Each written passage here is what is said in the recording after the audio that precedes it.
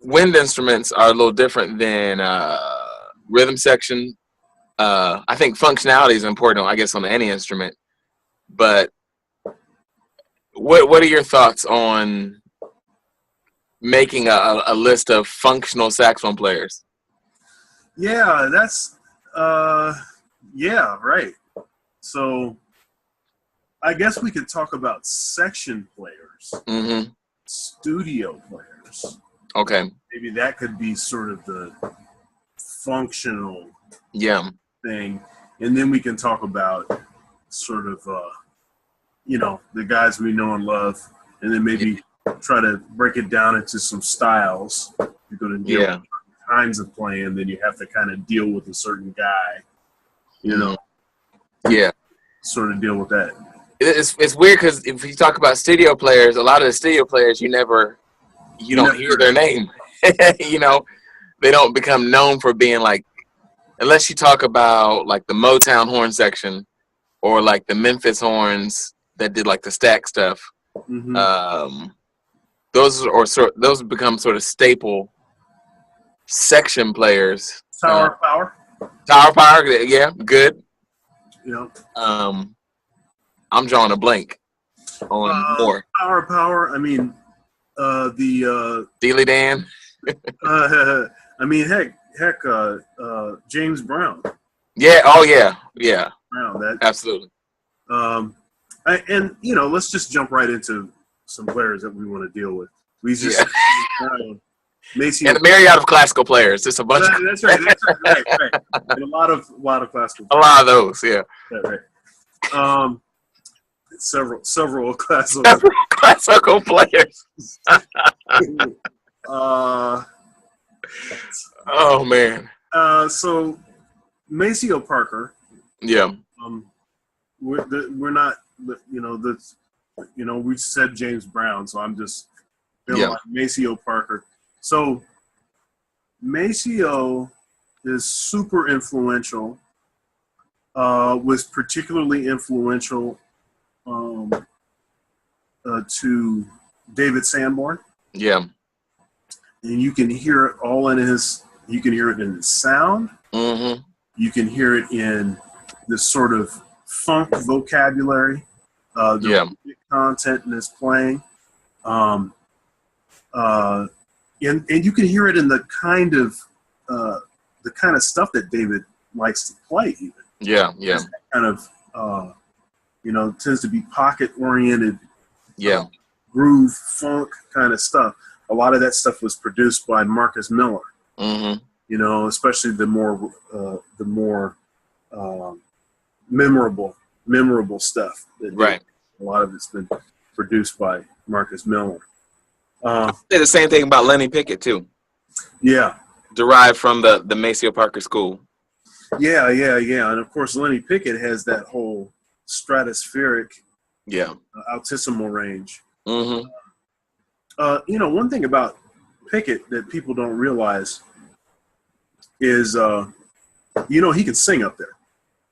Oh no. Yeah. He has a wide range. Maybe not quite as high as he can play, but his vocal range is ridiculous. Where'd you hear that at? Did he put a record out? Vocal record? Well, I know that because my saxophone professor, Trent Keniston, he told us that. Yeah. And he had direct knowledge of that. And it kind of fed into his whole philosophy about altissimo, playing in the altissimo range on the instrument. Yeah. And, certain players, it seems like they just have a sort of knack for playing in that range. Yeah. Colleague, and he was doing a DMA at Ohio State, former student of mine. Mm-hmm. You know him well, Keith Newton. Oh, yeah. Has great range, just stratospheric range. Now, absolutely. I don't know that Keith has a voice that sings that high. He's doing it actually more with diaphragmatic pressure. Yeah, Keith told me we talk semi-regularly. And the last time we were joking about how he was talking about his vocal ability is not happening at all. As far as even barely holding a pitch vocally. So it's probably not the same case as Lenny Pickett, but when it comes to the saxophone, has that range and a very soulful, almost vocal sensibility, you know? Yeah. So, but the two of them, you know, they play as high as anybody. Yeah. And have as much control up there as anybody I can think of. Yeah. But their strategy and philosophy on how they play up there is not the same. It's right. And so sort of therein lies some of the difficulty with developing pedagogy addressing certain issues of saxophone. Yeah. Is because the physiology is such a profound component of any kind of saxophone sound. Yeah. You know, I always tell people I've got the five contributors to saxophone tone. Mm-hmm. And I'm going to say these in reverse order of significance. So, number 5 is the saxophone. Well, it's the main part of the saxophone. Let me grab the saxophone. Yeah. So, the body of the saxophone. So this part of the saxophone up to the neck. Mm-hmm. That's number 5. So that's the least impactful in tone creation. Mm-hmm. Now, what's important about that part of the saxophone is that you don't have any leaks. That the instrument is in tune with itself. Right. Right. That the materials that it's made out of in the key work is sound, so that whatever it is that you're trying to play is not being sort of impeded by sort of poor mechanics, mm-hmm. Of the instrument. The material that it's made out of is somewhat important, but is less important than stuff like the taper, a good CO, tone resonators, and good keyboard. So yeah. Number 5 is the horn. Number 4 is the neck. Mm-hmm. So the neck is exponentially more important, more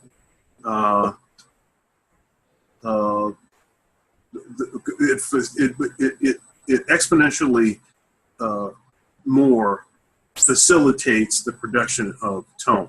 Mm. Okay, so number 4 is the neck. So what's important with the neck? Yes, the material it's made out of. Although we've gotten into this sort of debate, saxophonists get into this debate about materials like metal. Yeah. So like, well, wait a minute, like a silver-plated or solid silver neck and a solid silver bell, that's supposed to be brighter, right? Mm-hmm. That's the idea. And gold, if you plate something with gold, that's supposed to be darker. Mm-hmm. Now, the problem with that is that in order to get gold to stick to brass, you have to put silver in there. Mm-hmm. Because it won't stick to the brass. Mm-hmm. So you plate the brass with silver and then put gold over top of it. Mm-hmm. So much for that philosophy. Because silver is involved in both of those. Right. Now, what may be true is that because you have more metal when you plate something with gold, that more metal has the tendency of sort of dampening some of the resonance. Yeah. And therefore being perceived as being darker. Mm-hmm. So the neck, the bore of the neck, is beneficial. A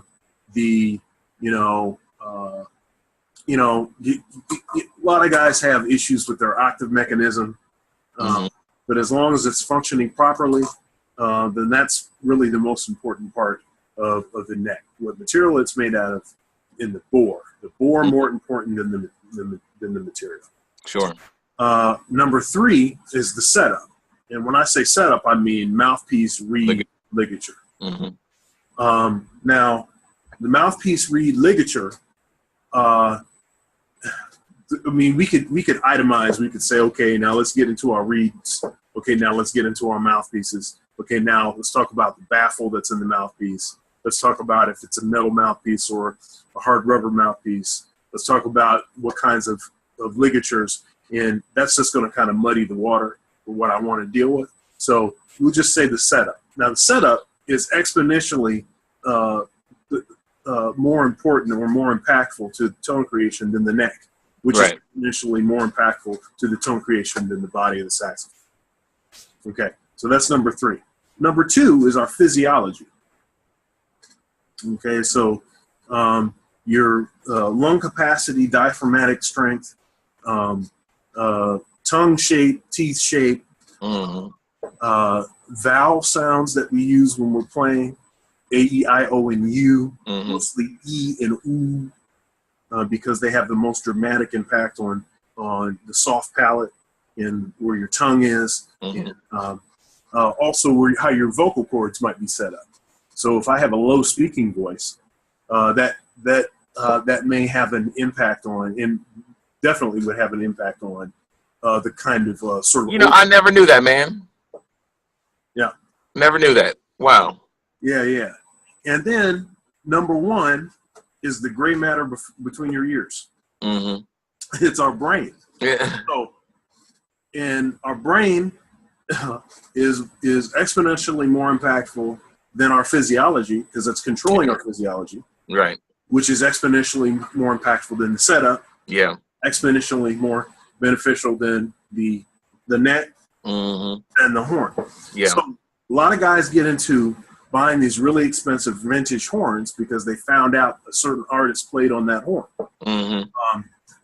For instance, now I have a 70,000 series Mark 6 alto. It's in mint condition. That horn, so the Mark 6 started in 1954. Yeah. When the first horn came out, Mark 6 horn. Mine came out in 57. Okay, so it's a vintage horn for sure. It's in great shape. Yeah. I don't play it. It's a family heirloom. I'll never sell it. That horn is super valuable. Yeah. I stopped playing it because I was bending the keys out of adjustment, and I was to have the horn adjusted like once a month. And that's just kind of how those horns are. They're kind of, the metal is sort of, it's made out of gun metal. Sure. From not gun metal for like the gun itself, but like shells. It's made out of those shells from the war. They collect the shells and they put them in the machine, and they found that material had particularly resonant properties. So anyhow, I don't play that horn anymore. It's a great horn, but the horns that I play actually I like better. Yeah. They play better in tune, and they're a lot less expensive. Yeah. And I can get 4 or 5 of these horns for what I would spend for one of those. And so that ends up being more important to me. And there's also, there's the Charlie Parker story.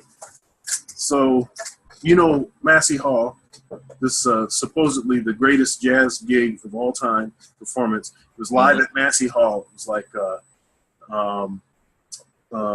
let's see, it was Diz, Charlie Parker, Bud Powell, Max Roach, and the composer, the bass player composer, Mingus. Yeah, and Mingus. That was the gig. So they did 2 dates. They did a Friday and a Saturday. Now Charlie Parker he needed a fix, so his good king. Tell it like it is. No, you should sugarcoat it. Brother needed a fix. That's right. He needed a fix. So he sold his good horn, his metal horn, king horn, the one that we see in the pictures. he sold it to a pawn shop, got his fix, played that gig that night. Oh no, I'm sorry. He played the gig on the Friday. Got his fix after the gig, after he got paid. Pawned the horn, got his fix. The next day, they played the gig again. So, because he hocked his horn before the first gig, or before the second gig. Before the second gig, that's right. He hocked his horn before the second gig. Well, no, I'm sorry. He hocked his horn before the first gig. Okay. The first gig, the Friday night gig, he was playing on a plastic saxophone.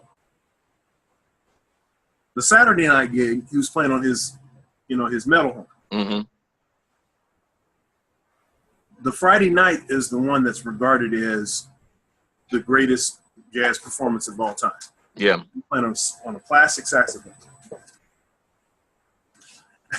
Almost nobody even, I mean, the other one is available. The other evening, the other concert is available, but people don't, they don't talk about that one. Right.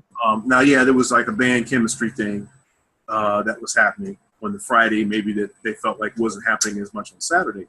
But if you listen to the way that people talk about Charlie Parker's playing and his sound on that Friday gig, when he was playing the plastic saxophone, oh man, he sounds so great, man. He's playing all this stuff, man. He sounded better than Bird. He's Bird. Yeah, right.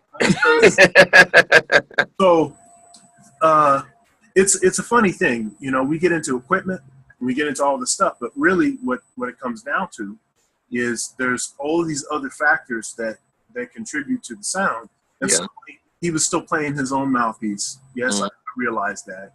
And he still had his anatomy. But really, what made Parker sound like Parker, what was in his ear. Yep. And I always tell my students, the most permanent way to change how you sound is not by changing your equipment. I mean, who you listen to. It's by changing who you listen to. You get a different sound in your ear, and then you'll be aware that something's not happening, and you'll keep making adjustments, with the way that your vowel sounds are, with whatever's happening to access that sound. So, that being said, I mean, there's such an array of different sounds that saxophone can produce. Yeah. And, so it becomes really important for us to have people to sort of have a frame of reference for a certain style of playing. And Maceo Parker, David Sanborn, Grover Washington Jr., Ronnie Laws, those are really good sort of prototype players, kind of funk, pop, R&B kind of saxophone. Yeah. Kurt Whalum is a great one. Absolutely. And Cannonball Adderley. Cannonball is important because Cannonball sort of paved the way for all of those guys, because he started playing in a more kind of R&B, soul, kind of style in a way that guys weren't doing before him. But he was still playing. He was still Cannonball. Right. So he was still playing. But as far as the kind of tone that he was still producing more of a jazz sound, but he had a little more edge and a little more dirt on the sound. And you hear that kind of constant sort of grinding in his tone. Yeah. And when you listen to any of the modern players, you hear a little bit of that. You hear a little bit of that dirt in the sound. And if it's too clean, it's like, nah, I need to hear a little bit of something. Right. And even like when you hear somebody like David Sanborn, who is playing, he's moving a lot of air. He's putting a lot of air through the horn. That's a different conception of playing the saxophone than prior to those guys, prior to David. Yeah. Most guys are kind of like, it's more of like a nuanced type of thing. David is pouring all this air through the sound, almost creating like a natural overdrive. It's like a guitar pedal on the way that he's, pushing that horn and trying to get that little extra grit, that little on the sound. It's from Cannonball. Yeah. Yeah. It's not cannibal. It's that you know, the one of the things that I think is important to realize on any instrument, but specifically for what we're talking about with saxophone, it's the importance of lineage.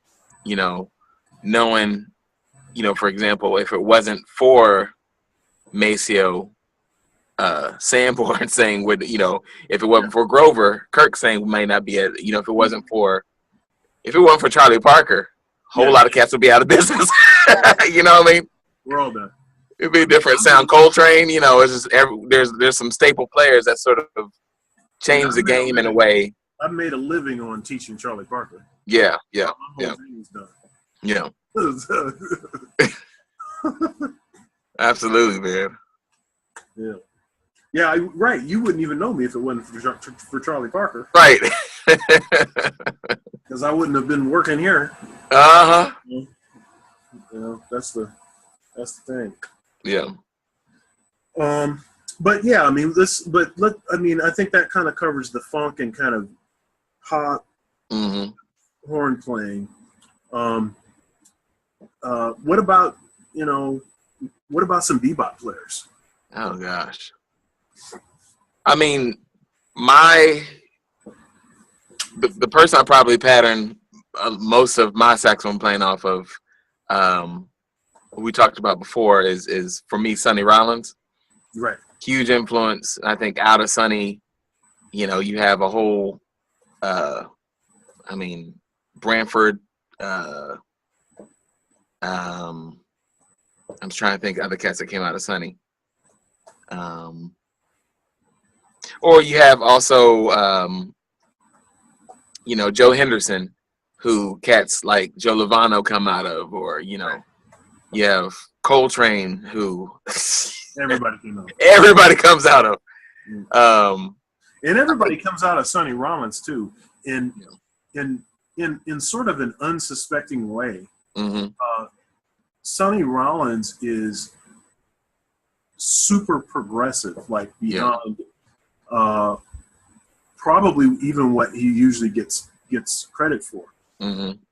Because Sonny Rollins is probably most responsible for sort of using the compositional techniques of the great classical composers as part of his improvisational stream of thought. For instance, if you listen to the St. Thomas solo,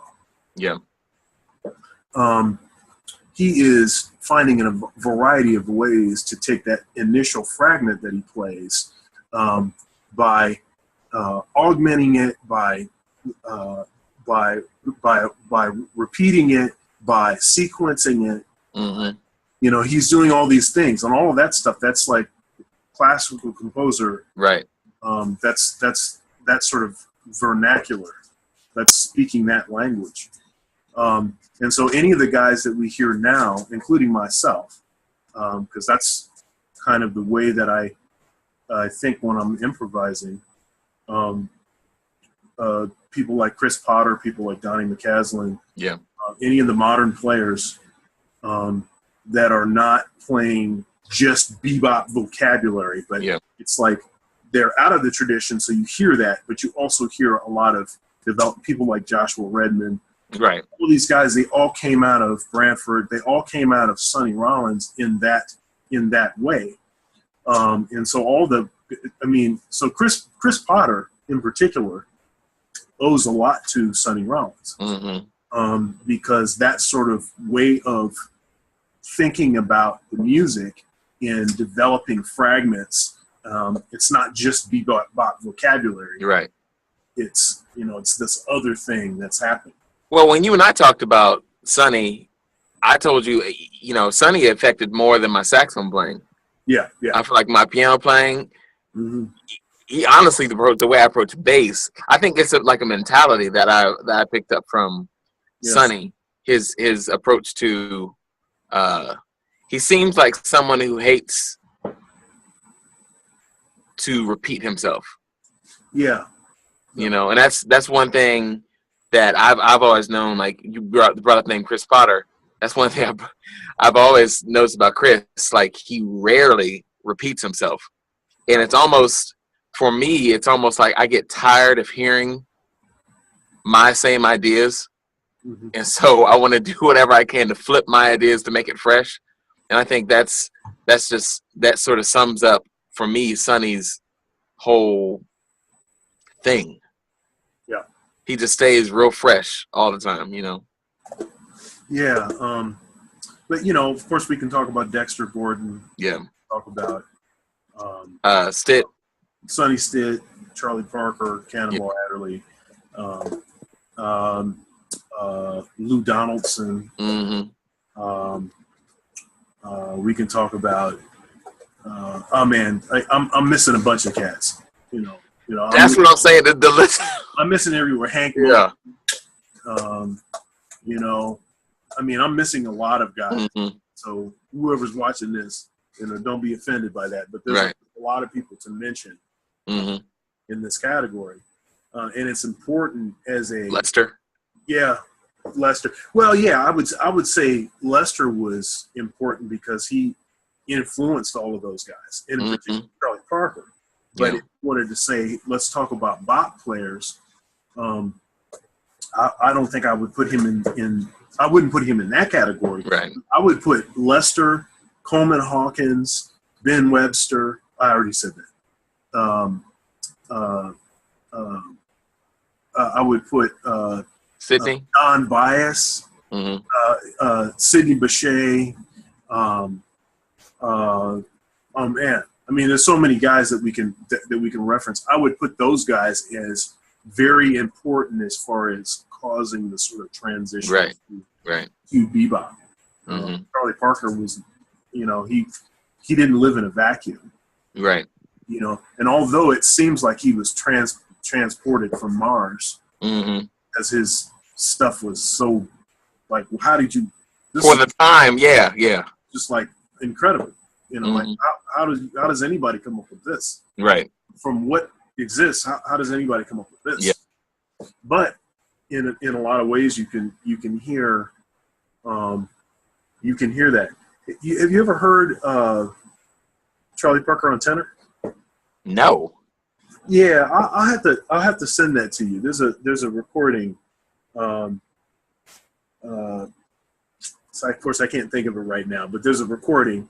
Maybe when I put this on YouTube, I'll find the YouTube link because it's on YouTube. But it's Charlie Parker on tenor, and it's an interesting thing to hear. It's a very interesting thing to hear. Yeah. It's and it's different. It's different from hearing like Coltrane on alto. Mm-hmm. Like, we know that Coltrane in his, we know he played alto. Right. He played alto before he played tenor. Mm-hmm. So there's a logic to that. But like Charlie Parker on tenor, that's kind of blows up the way that we think about it. I think it's interesting to hear his take on that voice. Yeah. Yeah. It's pretty interesting. Uh-huh. He's, you can still hear the vocabulary and all of that, but it's a pretty interesting mm-hmm. thing. He's still kind of getting that sound, that thing. Like when you hear Coltrane on alto, like later Coltrane on alto, right? Not like early Coltrane, but I've got like this Prestige box set, Coltrane, and there's four songs on there where he's playing alto. Mm-hmm. But it's like after he had developed his voice as a tenor player. Yeah. When you hear him play alto, it's like he's playing. It's like he sounds like it. So he has that sound. It's like it's trained right away. He has that sound, and it's like all this facility, and almost like more facility. Mm-hmm. I talk about tenor's like driving a truck, mm-hmm. and alto's like driving a sports car. Yeah. And soprano's like right. motorcycle. Right. And just as far as like the stuff that he's like playing and the sort of freedom that almost like just, it's like this is nothing. It's just like easy. It's just coming out of the horn. but yeah, it's an interesting thing, the Charlie Parker on tenor. And we just talked about some pre-bop players that guys should deal with. I think we kind of skipped one sort of category, and that is sort of fusion players. And I think probably the single most important guy. We already know. Yeah, influential guy in that is Michael Brecker. Yeah. It's who comes out of the Coltrane school. Who comes out of Coltrane, that's right. Yeah. But yeah, Michael Brecker. I mean, there's no we could talk about Eddie Harris. Yeah, we can talk about Eddie Harris. I think there's something there. Yeah. And we can also talk about Kenny Garrett. No, you can't forget Courtney Pine. And right. Yeah. We can talk about those guys, but I think that Brecker is the most important. Yeah. And then, of course, Brecker is very influential on Chris Potter. Yeah. He loves Brecker. I mean, yeah. And you can hear that. Now, Brecker loves, and the thing is like all of these players that I'm saying, like, I remember having, every once in a while you get a student and the student just wants to lock in on one guy and you can't get free of that. And it's usually like a more modern cat, and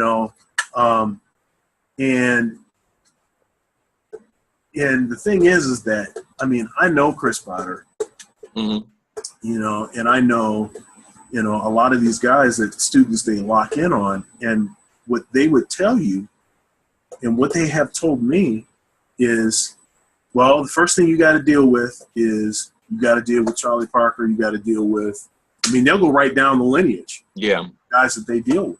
And Chris will tell you to deal with Coltrane. He'll tell you to deal with Charlie Parker. He'll tell you to deal with, he'll tell you to deal with all the cats. Dexter, Hank Mobley. He'll go down the line and tell you, Sonny Stitt. Yeah. Sonny Stitt Sonny Stitt was my first big influence. Yeah. And Sonny Stitt and Coltrane are probably the two biggest influences on my playing. And it's interesting because I can't listen to too much Kenny Garrett. Now, what I mean is, if I listen to too much, I'll sound like Kenny Garrett. That's how I am, Brantford. Yeah. I turn it off. yeah. It starts to become like, but the reason is because Kenny Garrett's two biggest influences are Sonny Stitt and John Coltrane. Yeah. And Sonny Stitt so much that when Kenny Garrett was playing with Miles Davis, Miles would constantly be telling him, "Oh man, you sound so much like Stitt. You sound just like Stitt." Now what he was referring to in particular, because we know that Kenny plays a lot of harmonic stuff that's more adventurous and dare I say sophisticated than what Sonny Stitt was playing. He's influenced by Train and in an interesting way also influenced by Woody Shaw. And I think that's where a lot of that. Whoa! I never put that together. I hear that now. I never put that together, but I see what you're talking about. Yeah. Yeah. So, but when you listen to Kenny Garrett's articulation, how clear he is, Stitt, yeah, it's all Sonny Stitt. And this is an interesting thing about Stitt. You were talking about Sonny Rollins influencing in a global sense, the instruments that you play.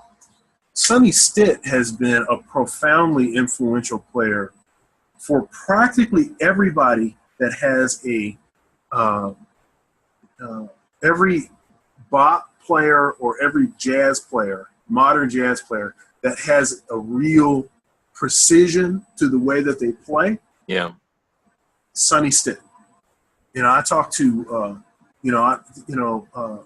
Andy Woodson. Yeah. Andy actually, some of his first transcriptions were Sonny Stitt. Wow. And it's pretty uncanny. And for those that are watching, Andy Woodson's a bass player. Yeah, that's right.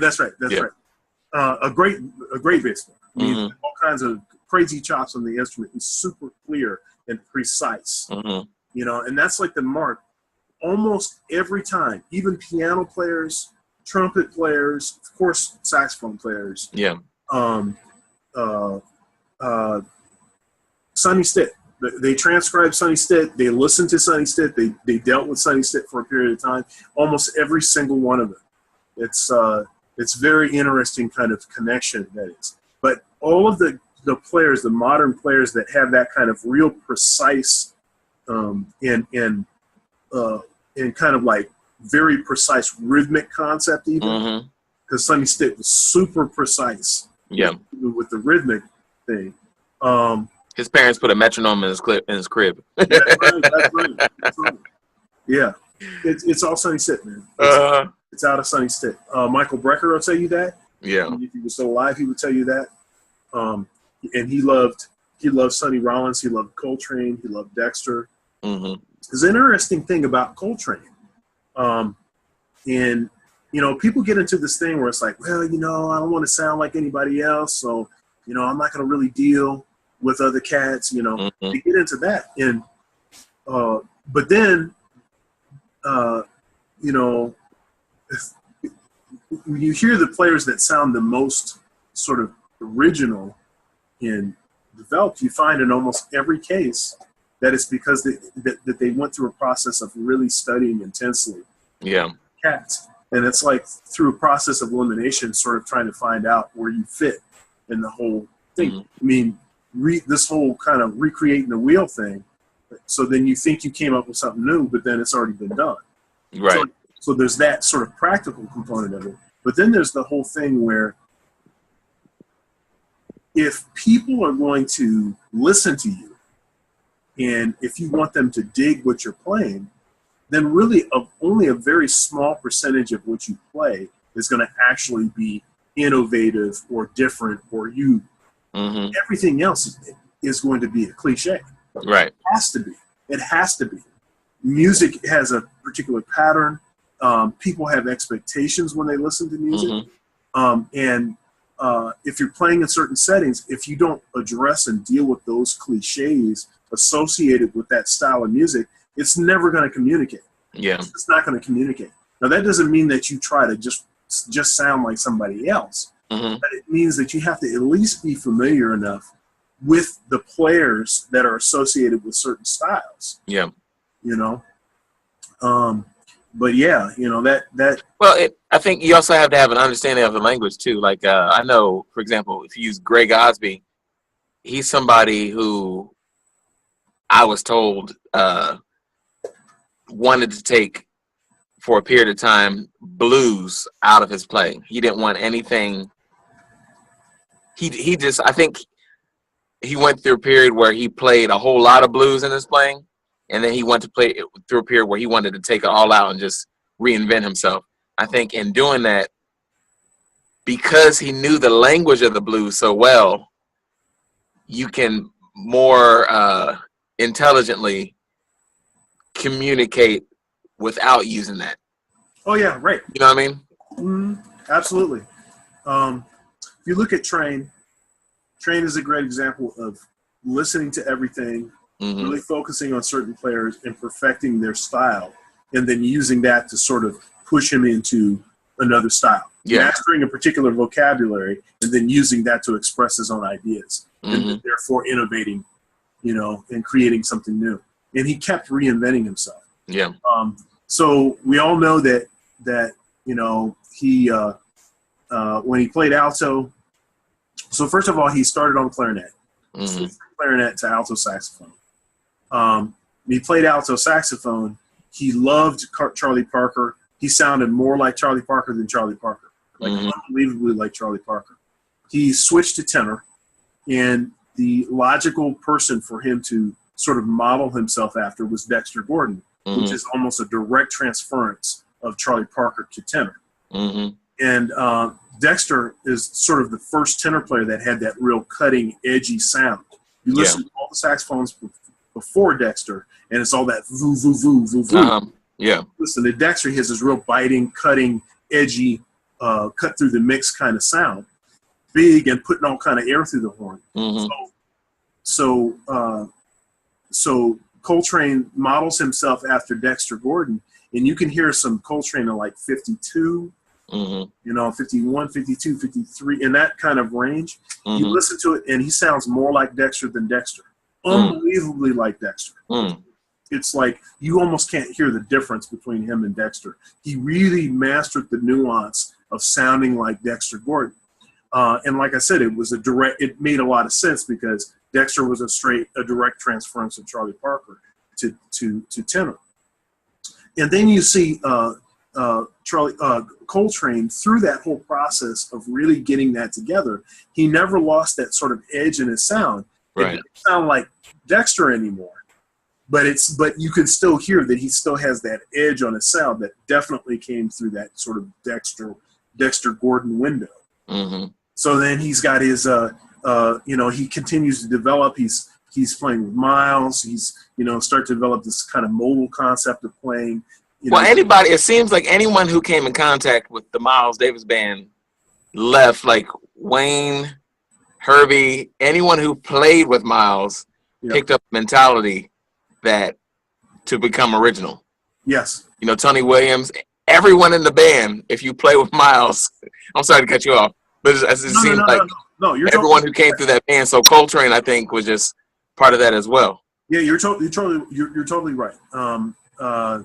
It's interesting because Miles played with Charlie Parker, and he played with Coltrane and with Cannonball and with Kenny Garrett played with Miles. Yeah. Sonny Stitt, Sonny Rollins. He played with all of these cats. Mm-hmm. But in the context of his own band, because Miles was playing with Charlie Parker's band first. Yeah. And Miles went through a similar thing where Miles, you listen to some of those early Charlie Parker records, and Miles sounds exactly like Diz. And he's playing like the high chops and everything. Mm-hmm. It sounds exactly like Diz. And cats are like, because cats try to say, well, Miles didn't have any chops, Miles, he just. Nah. And it's like. Things you don't know. Yeah. No, Miles. Well, first of all, Miles went to Juilliard. Yeah. Yeah, he had chops. Right. You can't go to Juilliard unless you can play your instrument. No. That's the first thing. But then the second thing is, we just don't remember when he used to sound like that. Right. Because he reinvented himself so many times. Mm-hmm. And came to like this almost like minimalist approach to playing, But anyhow, it's a fascinating topic. I encourage everybody to listen, to as much stuff as you can, as many players, and really get deep. An approach, a strategy is to take 2 or 3 guys and just listen to a lot of recordings of them and just stick with them for a period of time. Mm-hmm. Because it's hard to really like absorb someone's sort of nuance and their vocabulary and their stylistic approach when you're constantly listening to everything. Mm-hmm. I think it's important to like really focus on certain players. And for me, that first person that I really focused on was Sonny Stitt. Mm-hmm. And then Coltrane ruined me for everybody else. So.